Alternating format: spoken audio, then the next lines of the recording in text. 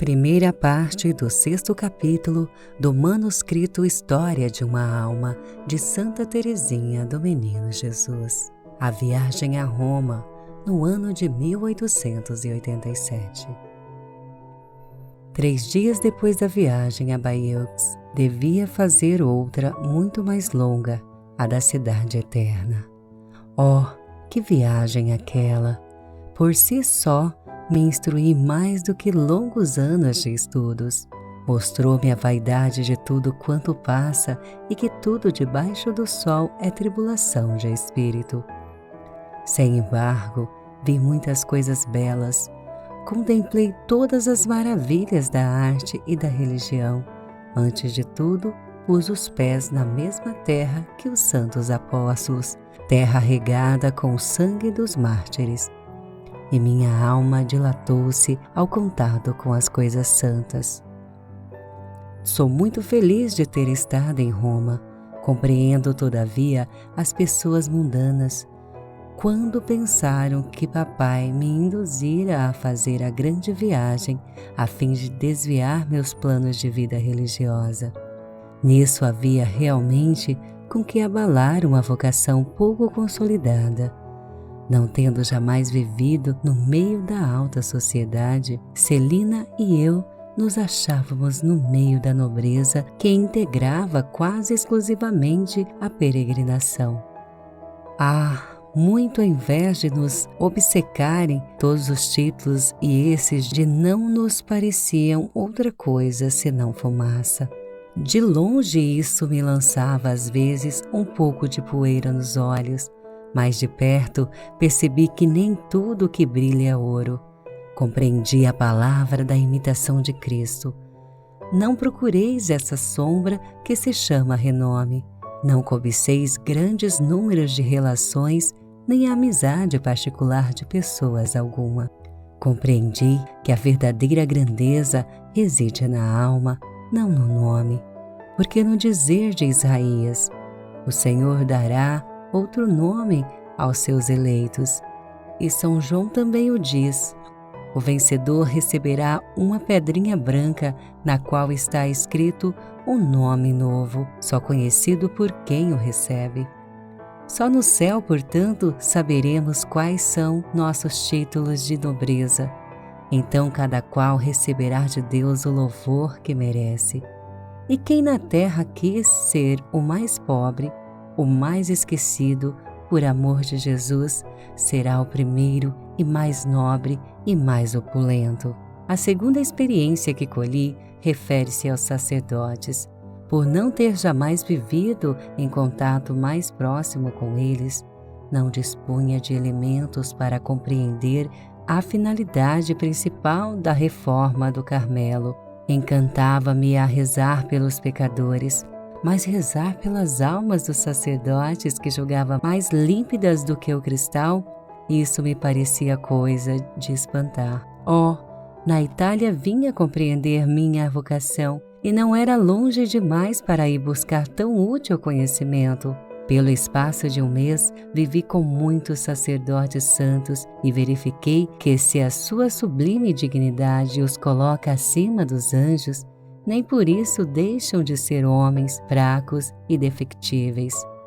Se sacerdotes santos, a quem Jesus, em seu Evangelho, chama o sal da terra, mostram por seu procedimento que têm extrema necessidade de oração, o que dizer dos tíbios? Não foi Jesus que declarou ainda: se o sal se tornar insípido, com que recuperará o sabor? Minha mãe, como é linda a vocação que tem por finalidade conservar o sal destinado às almas. Tal é a vocação do Carmelo, dado que o único fim de nossas orações e sacrifícios é o de sermos apóstolos dos apóstolos, orando por eles, enquanto evangelizam as almas com suas palavras e principalmente com seus exemplos. Força é que me detenha. Se continuasse a discorrer sobre o assunto, seria para mim um nunca acabar. Minha querida mãe, quero narrar-vos minha viagem com alguns detalhes. Perdoai-me se foram muitos, porque não me concentro antes de escrever. é pela escassez de meu tempo livre, escrevo em tantas ocasiões diferentes que minha narrativa talvez vos pareça enfadonha. O que me reconforta é pensar que no céu vos tornarei a falar das graças que recebi, e então poderei fazê-lo em linguagem amena e graciosa.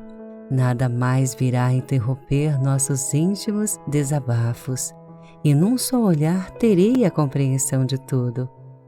Infelizmente, já que tenho ainda que empregar a linguagem da triste terra, tentarei fazê-lo com a simplicidade de uma criancinha que conhece o amor de sua mãe. Foi em 7 de novembro que a peregrinação partiu de Paris. Papai, no entanto, levou-nos a essa cidade alguns dias antes para que a visitássemos. De madrugada, às 3 horas, atravessei a cidade de Lisieux, ainda adormecida. Na ocasião, várias impressões me passaram pelo espírito. Sentia que caminhava para o desconhecido e que grandes coisas me aguardavam por lá. Papai estava alegre. Quando o trem de ferro se pôs em movimento, ele cantarolou o velho refrão: "Rode, minha diligência, rode." Já estamos na estrada real, chegando a Paris na parte da manhã. Começamos logo a visitá-la. O pobre paizinho cansou-se muito a fim de nos contentar e assim dentro, em pouco tínhamos visto todas as maravilhas da capital. Por mim, só encontrei uma única que me arrebatasse. A maravilha era Nossa Senhora das Vitórias. Oh, o que senti a seus pés não o poderia dizer. As graças que me otorgou comoveram-me tão profundamente que só minhas lágrimas exprimiam minha felicidade, como no dia da minha primeira comunhão. A Santíssima Virgem deu-me a perceber que foi ela realmente quem sorrira para mim e quem me curara. Compreendi que velava por mim e que eu era sua filha, e por isso já não lhe podia dar outro nome a não ser o de mamãe, que me parecia mais afetuoso do que o de mãe. Com que fervor não lhe supliquei me tomasse para sempre em sua guarda e logo fizesse do meu sonho uma realidade, aconchegando-me à sombra de seu manto virginal. Oh, nisso consistia um dos meus primeiros desejos de criança. Crescendo, compreendi que só no Carmelo me seria possível encontrar realmente o manto da Santíssima Virgem, e a essa fértil montanha tendia todos os meus desejos. Pedi ainda a Nossa Senhora das Vitórias desviasse de mim tudo o que poderia manchar minha pureza. Não ignorava que numa viagem como esta para a Itália aconteceriam muitas coisas suscetíveis de me conturbarem, mormente porque, ignorando o mal, receava dar com ele, pois não sabia ainda por experiência que tudo é puro para os que são puros, o que a alma simples e reta não vê o mal em coisa alguma, uma vez que o mal não existe efetivamente senão nos corações impuros e não nos objetos insensíveis. Pedi também a São José velasse por mim desde a meninice. Tinha por ele uma devoção que se funda com meu amor à Santíssima Virgem. Recitava todos os dias a oração: ó São José, Pai e protetor das virgens.